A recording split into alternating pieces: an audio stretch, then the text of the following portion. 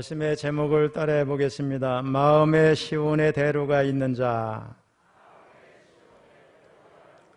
말씀에 은혜 받으시기를 축복합니다. 우리 시편 84편의 표제어는 고라 자손의 시, 인도자를 따라 깃딧에 맞춘 노래, 이렇게 되어 있습니다. 민수기 16장에 고라라고 하는 사람이 나옵니다. 그는 레위의 증손자로 모세와는 사촌지간이었습니다.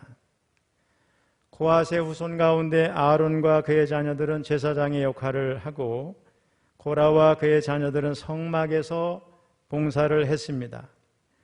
제사장이 되고 싶었던 고라는 다단과 아비람과 온을 비롯해서 250명을 모아 선동을 했습니다.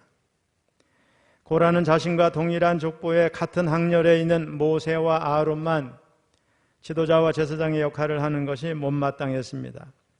그때 모세는 고라에게 이렇게 말합니다.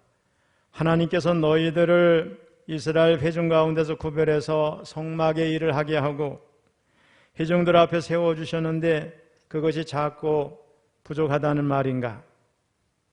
하지만 모세와 아론에게 반기를 든 고라 일당은 지금보다 더 큰 힘을 갖고 싶었고 제사장의 지위도 겸하고 싶었습니다. 결국 고라와 그를 따르던 주동자들은 입을 벌린 땅에 삼킴을 당하고 말았습니다. 250명의 사람들도 하나님으로부터 나온 불에 타서 다 죽게 됐습니다. 고라 자손의 시라고 표제어가 붙은 시가 우리 150편 가운데 여러 편이 있는데 그 시를 읽고 묵상할 때마다 느끼는 것은 그 시편들이 조상들이 지은 죄에 대한 회개의 시 같다, 또 참회의 기도문과 같다, 그런 생각을 하게 됩니다. 그래서인지 고라 자손들의 시에는 하나님과 교제하며 하나님을 섬기는 일이 얼마나 복된 것인지 잘 나타나 있고 하나님의 전을 사모하는 간절함도 잘 드러나 있습니다. 특별히 오늘 본문 시편 84편이 더욱 그렇습니다. 사실 이 시를 정확히 누가 기록했는지는 알 수가 없습니다. 다만 예루살렘 성전 순례를 소망했던 레위 지파 고라 자손들 가운데 한 사람이 아니었을까 추측을 할 뿐입니다. 일찍이 영국의 위대한 설교가였던 찰스 스펄전 목사님은 이 시편 84편을 가장 달콤한 시다, 그렇게 말했습니다. 그리고 이 시에 시편의 진주다, 이런 별명까지 붙여주었습니다. 어쨌든 시온의 아름다움을 찬양하는 시온의 노래들 가운데 가장 아름다운 시로 평가받고 있는 이 시는 하나님이 계신 성전에 가서 예배하고 싶은 간절한 마음이 표현되어 있습니다. 물론 솔로몬이 기도한 것처럼 하나님은 성전이나 성소에 갇혀 계실 분은 아닙니다. 하지만 하나님께서 성전에서 그의 백성들을 만나 주시겠다고 하셨고 거기에 하나님의 이름을 두시겠다고 하셨습니다. 그래서 이스라엘 백성들은 항상 하나님의 전으로 올라가서 하나님을 가까이 하기를 원했습니다. 이 길지 않은 시를 통해서 우리는 인간이 취할 수 있는 최상의 복으로 나아가는 길을 알게 되는데 그것은 하나님이 계신 곳으로 나아가는 것입니다. 본 시편의 시인은 주의 성전을 사모하면서 감격에 찬 탄송과 찬양을 하면서 이 시를 시작하고 있습니다. 우리 1절을 같이 읽어보겠습니다. 시작. 만군의 여호와여, 주의 장막이 어찌 그리 사랑스러운지요. 여러분, 시인이 이렇게 감격에 찬 탄성을 외치면서 찬양을 하고 있는 까닭은 그만큼 주의 성전을 사모했기 때문에 그렇습니다. 여러분, 주의 장막이나 주의 성전이 사랑스러운 이유는 겉모양도 아름다운 것은 물론이지만은 그 속에 있는 것들이 너무나 귀하기 때문에 그렇습니다. 성전에는 말씀이 있습니다. 죄사함이 있습니다. 천국으로 가는 길이 있습니다. 응답이 있고 교제가 있고 따뜻한 위로가 있습니다. 낙심한 자가 와서 소망을 갖게 됩니다. 위로받지 못하던 자들이 위로를 받습니다. 꿈이 없는 자들이 교회에 와서 꿈을 갖게 됩니다. 절망하는 자들이 삶의 용기를 가지고 새 출발을 하게 됩니다. 또 그 속은 거룩함과 공의와 공평과 온갖 좋은 것들로 가득 차 있게 됩니다. 존 카미간이라는 한센병 환자가 있었습니다. 스스로를 저주받은 인생이라고 생각하면서 마음과 이제 온 삶 속에서 상처투성이라고 늘 생각하며 살았습니다. 미움, 분노, 원망 속에서 그렇게 살았습니다. 이 사람이 어느 여인의 전도를 받았습니다. 주님의 자녀가 됐습니다. 그리스도인이 되었습니다. 그러나 사람들의 거부와 멸시와 조롱 때문에 받았던 상처는 여전히 그의 마음속에 남아 있었습니다. 저는 세상 모든 사람들이 당신을 거부하고 멀리해도 하나님은 당신을 사랑하시고 세상 어디에서 환영받지 못한다 할지라도 하나님의 집인 교회에서는 환영받을 수 있다, 이런 말을 들었습니다. 그러나 저는 그 말을 믿을 수가 없었습니다. 지금까지 자신이 만났던 모든 사람들은 자신을 멸시하고 조롱하고 가까이 있는 것조차 싫어했는데 교회라고 해서, 교회 다니는 사람이라고 해서 별다를 게 없다고 생각을 했습니다.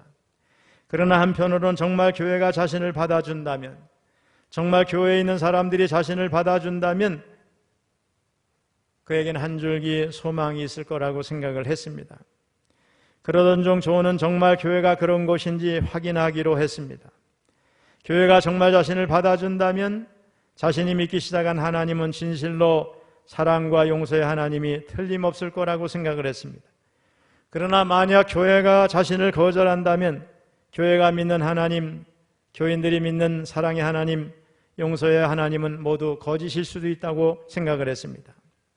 어느 날 예배가 시작될 때 저는 두렵고 떨리는 마음으로 교회 맨 뒷자리에 가서 앉았습니다. 혹시 교회는 날 받아줄지도 모른다는 기대감과 만약 하나님의 집인 교회마저도 나를 거부한다면 나는 어디로 가야 하는가 하는 두려움 가운데 있었습니다. 그때였습니다. 앞에 앉아있던 한 사람이 인기척을 느끼고 뒤를 돌아봅니다. 그리고 한센병으로 반점투성이에 일그러진 존을 바라봤습니다. 그 사람은 손에 들고 있던 찬송가를 내려놓더니 환한 미소를 지으면서 자기 옆자리가 비었으니까 여기 와서 앉으라고 의자를 가리킵니다. 망설이던 존은 질질 끄는 작은 발걸음으로 그 사람 옆자리에 앉았습니다. 이 작은 사건이 미움과 분노와 슬픔으로 가득 찬 존의 인생을 완전히 바꾸어 놓았습니다. 그날 말씀을 통해서 그가 하나님의 자녀된 것을 느끼게 됐고 주 안에서 새로운 소망, 거룩한 교회에서 성도들과의 교제가 천국이라는 것을 느끼고 새로운 사람이 됐습니다. 여러분, 이것이 교회인 줄로 믿습니다. 이게 하나님의 집인 줄로 믿습니다.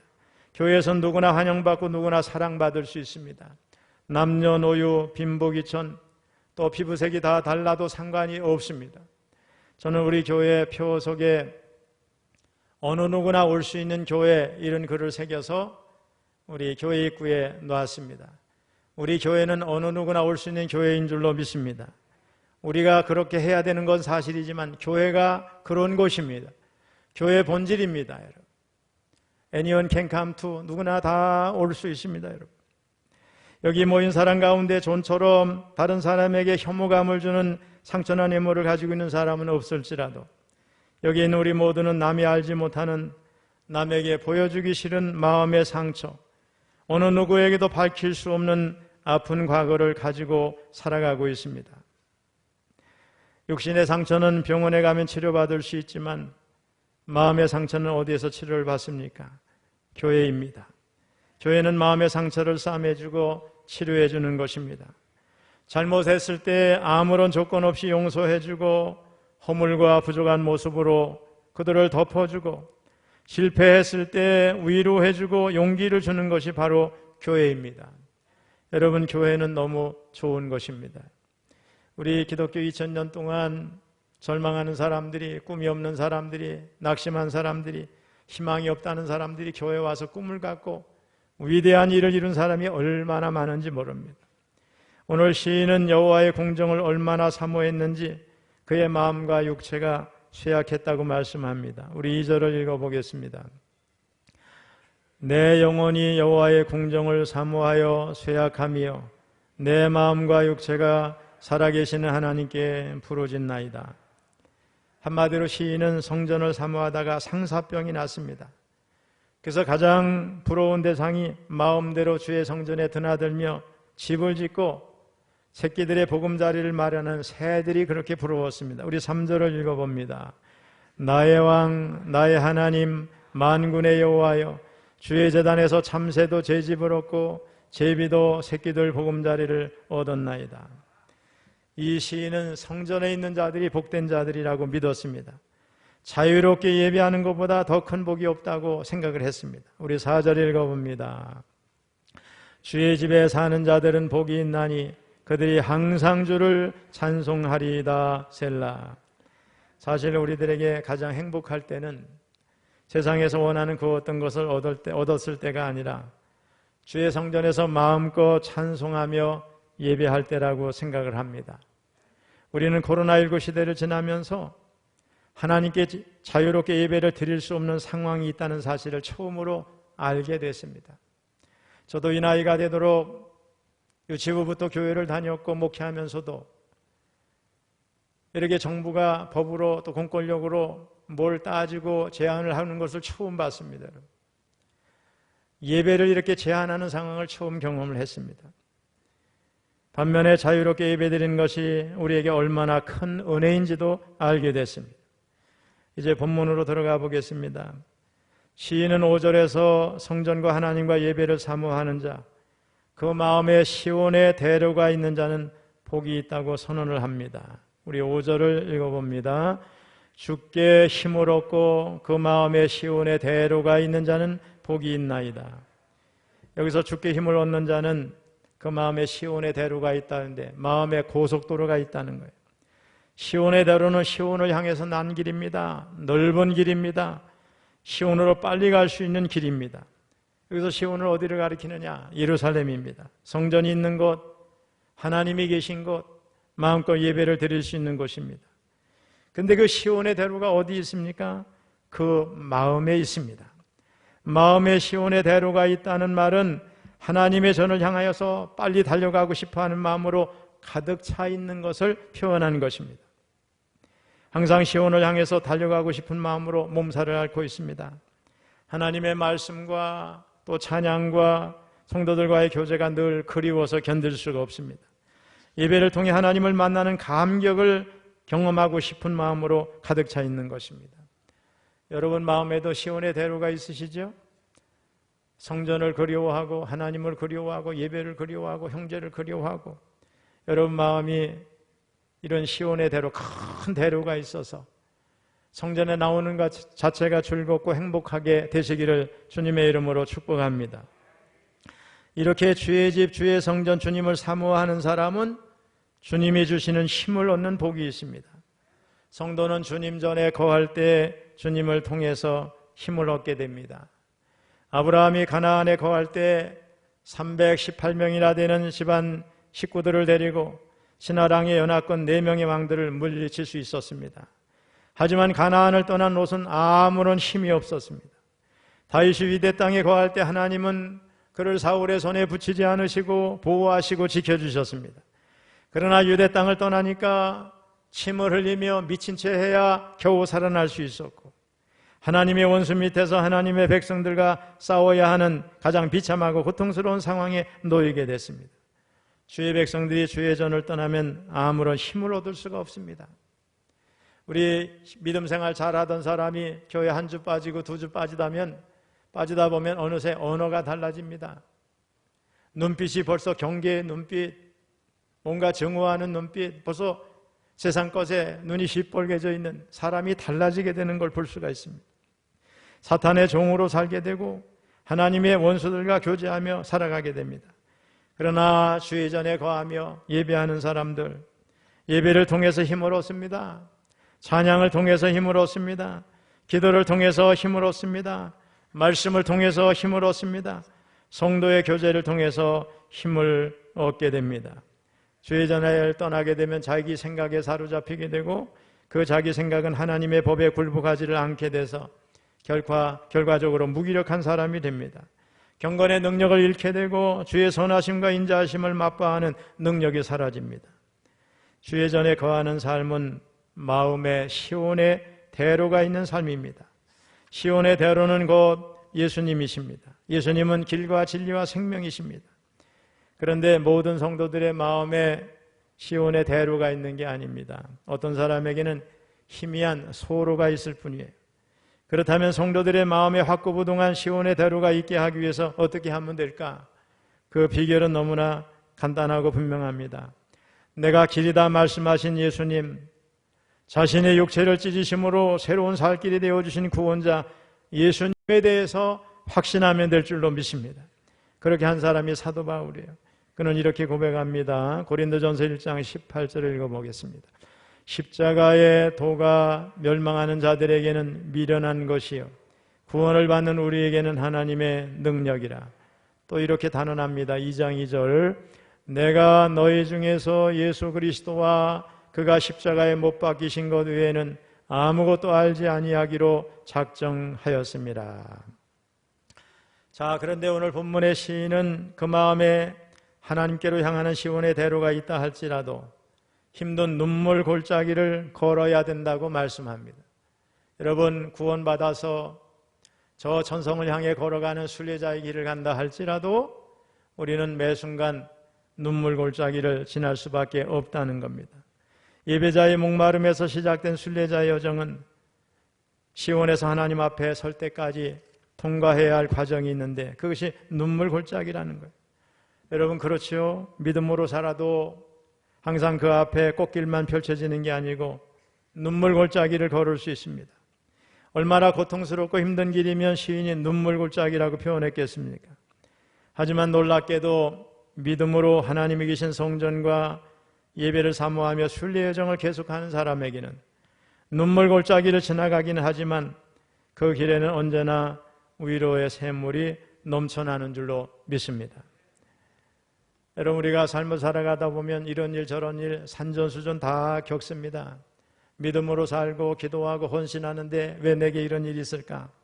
그러나 오늘 시인은 분명히 얘기합니다. 믿음의 여정 속에는 눈물 골짜기가 있다는 거예요. 그런데 그 눈물 골짜기를 지나가는 건 맞지만은 그 지나가는 과정에 하나님이 오아시스와 같은 샘을 내시고 문제를 해결해 주시고 끊임없이 채워주신 은혜가 있다고 고백합니다. 우리 6절을 읽어보겠습니다. 시작. 그들이 눈물 골짜기로 지나갈 때에 그곳에 많은 샘이 있을 것이며 이른 비가 복을 채워주나이다. 아멘. 옛날 여행객이 멀리 여행을 떠날 때 가장 필요한 게 물이었습니다. 오늘날처럼 일회용 플라스틱 비용이 있는 것도 아니고 여행지 곳곳에 편의점이 있거나 정수기가 있어서 물을 바로 마실 수 있는 게 아니었어요. 그래서 앞이 보이지 않는 골짜기를 걸어갈 때 샘이 있다고 하는 것은, 오아시스가 있다고 하는 것은 생명을 유지하고 여행을 지속할 수 있는 힘이 주어지는 것과 같습니다. 우리 인생에 눈물 골짜기가 있습니다. 없는 사람이 없어요. 아마도 여러분 가운데는 이 시간까지 나오는 것이 벌써 눈물 골짜기를 통과해서 온 사람도 있으리라고 생각합니다. 그러나 각자의 눈물 골짜기 지점이 다 다릅니다. 어떤 사람은 어린 시절에 눈물 골짜기를 통과합니다.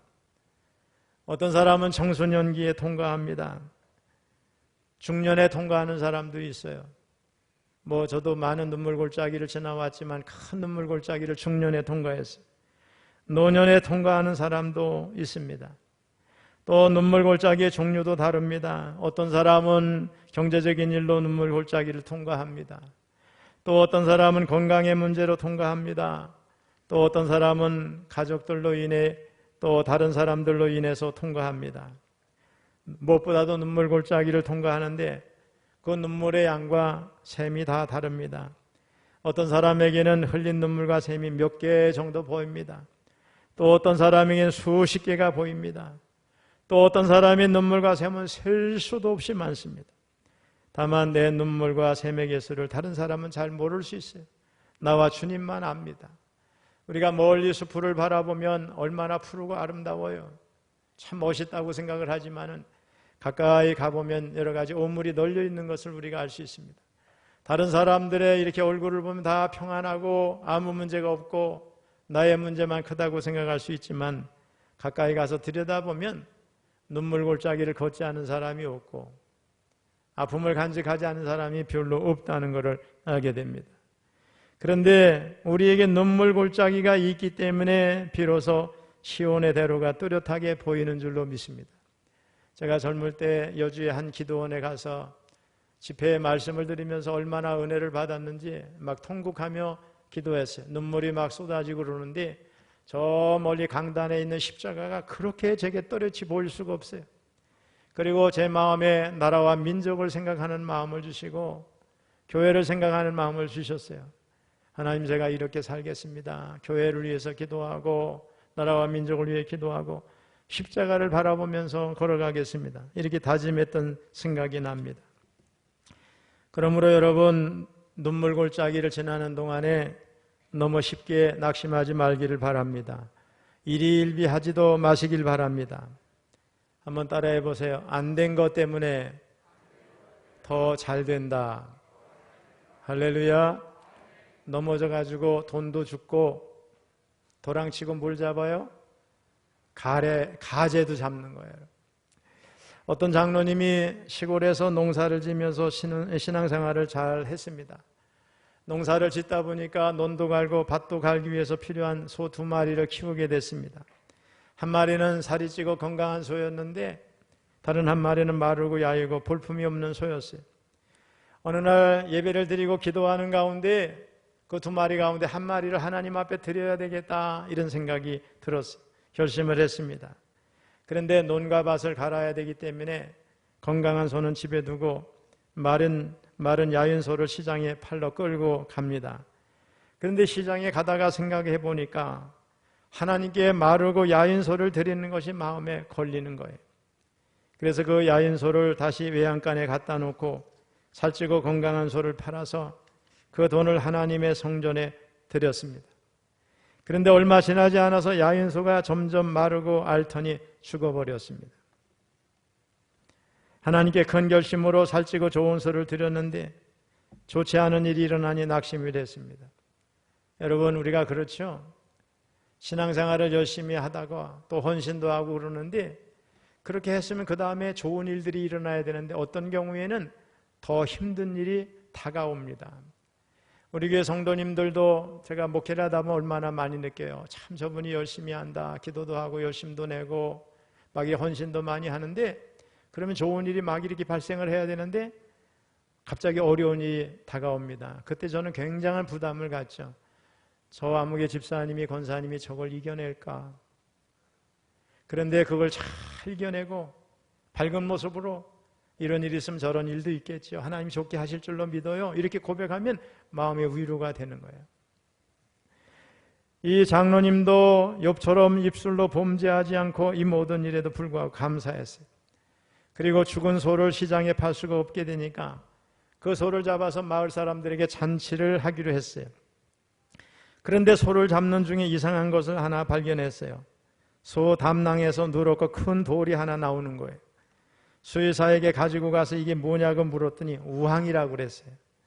우황은 옛날 춘추전국 시대에 전설적인 명의인 편작이라는 사람이 중풍병을 앓고 있는 친구를 치료한 한약인데 우황 정심은 아시죠? 그게 주 재료입니다. 장로님이 이 우황을 시장에 가서 팔아가지고 소 10마리를 사게 됐다고 합니다. 여러분, 다시 한번 따라해봐요. 안 된 것 때문에 더 잘 된다. 우리 생각은 근시안적으로 지금 당장 잘 돼야 다 잘 되는 거로 생각을 해요. 근데 하나님 앞에 헌신하고 기도하고 영적 순례를 가는 사람은 삶 속에 눈물 골짜기가 계속 다가올 수는 있지만은 그걸 지나서 나중에는 놀라운 복을 경험하게 되는 거예요. 그래서 길게 보시기 바랍니다. 그래서 신앙생활을 할 때 산전수전 다 겪은 사람은 작은 일에 그렇게 일일비하지 않아요. 금방 넘어지지 않아요. 이런 사람은 어디 많아요? 서울에, 포천에만. 우리 교회는 그런 사람이 없는데 길게 보면 어떻게 해요? 나중에 다 좋게 하나님이 역사하세요. 모든 것이 합력하여 선을 이룬다고 그러셨어요.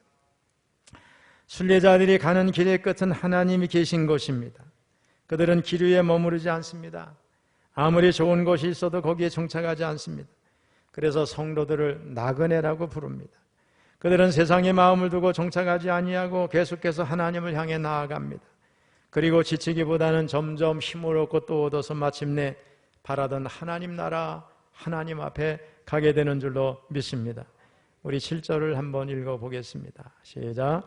그들은 힘을 얻고 더 나아가 시온에서 하나님 앞에 각기 나타나리이다. 오늘 시편 84편을 제가 많이 묵상했어요. 그런데 오늘 이제 5절에서 7절 이 말씀을 보면서 마음에 막 감동이 오는 거예요. 아, 그렇구나. 마음에 시온의 대루가 있는 사람들도 이 세상을 사랑하면서 눈물 골짜기를 수도 없이 걸어가지만은 마침내 하나님이 때를 따라 은혜의 샘을 열어주시고 필요한 거 채워주셔서 하나님 전에 서게 되는구나. 하나님이 책임져 주시는구나. 이런 생각을 하게 됩니다. 이 세상 사람들은 쉽게 이 땅의 삶으로 말미암아 지칩니다. 그러나 하나님께 나아가는 사람들, 그들은 하나님께 힘을 얻게 되는 줄로 믿습니다. 그들은 결국 하나님 앞에 서는 사람입니다. 하나님 앞에서 자신의 모든 것을 드려 찬송하며 예배하는 사람이 되는 줄로 믿습니다. 사랑하는 성도 여러분, 오늘 시편 84편은 하나님의 성전에 나아갈 수 없는 형편에 처한 한 레위 사람이 성전과 하나님을 애타게 사모하면서 드리는 기도이자 순리의 노래입니다. 유대인들에게 성전은 지상에서 가장 아름다운 곳입니다. 가장 성스러운 곳입니다. 하나님의 임재의 가시적인 현현과 영광이 지성소 안에 머물기 때문입니다. 물론 신앙심 깊은 이스라엘 사람은 솔로몬의 고백처럼 성전이 하나님을 용납지 못함을 압니다. 여러분, 하나님 우주 만물을 창조하신 분인데 이 성전 안에 갇히겠어요? 그러나 우리 하나님은 예비하는 자들을 찾아오셔서 은혜를 주시고 함께 하시는 줄로 믿습니다. 우리 열왕기상 8장 27절을 읽어봅니다. 시작. 하나님이 참으로 땅에 거하시리이까 하늘과 하늘들의 하늘이라도 주를 용납하지 못하겠거든 하물며 내가 건축한 이 성전이오리이까. 여러분, 하나님은 예루살렘 성전에 자기 이름을 두시고 지성소에 자기 임재의 상징을 나타내시기를 기뻐하셨습니다. 그래서 이스라엘 사람들은 성전을 사랑했고 특별히 절기 때에는 그곳에 꼭 갈 수 있기를 사모하며 준비를 했습니다. 예수님 당시에 6월절만 해도 그래요.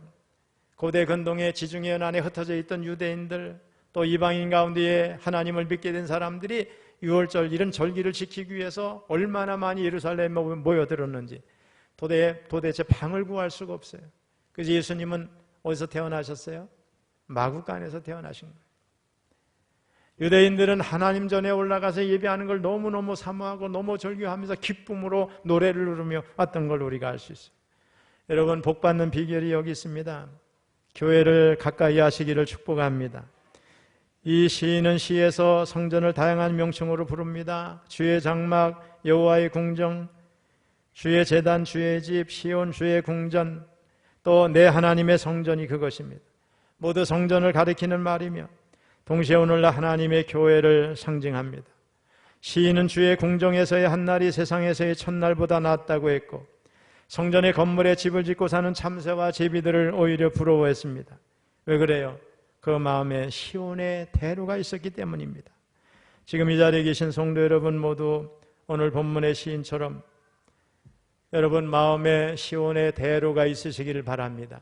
그럼에도 불구하고 우리의 삶 속에는 눈물 골짜기가 있습니다. 이 눈물 골짜기를 지날 때마다 여러분 너무 낙심하지 마시고 쉽게 판단하지 마시고 인내하며 즐겁게 감사하며 걸어가면 하나님께서 때로 오아시스를 여러분에게 허락해 주시고 필요한 것을 다 채워주실 줄로 믿습니다.